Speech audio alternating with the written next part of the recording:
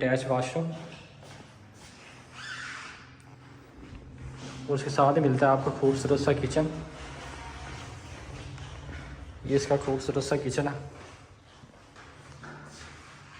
Back side पे washing area है और इसका ये किचन का वॉशिंग एरिया। आए आपको ये ओवन की स्पेस दी गई है और ये एक store room type.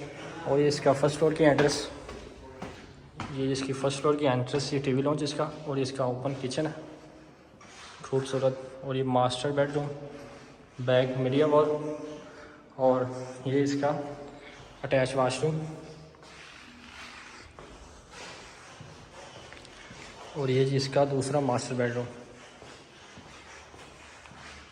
Back wall window ventilation के लिए। और ये अटैच वाशरूम, ये कैबिनेट इसका।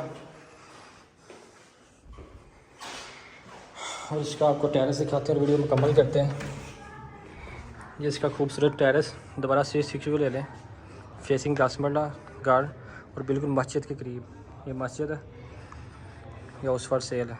फर्दर डिटेल के लिए स्क्रीन पे नंबर मेंशन है, आप रब्ता कर सकते हैं। अल्लाह हाफिज़।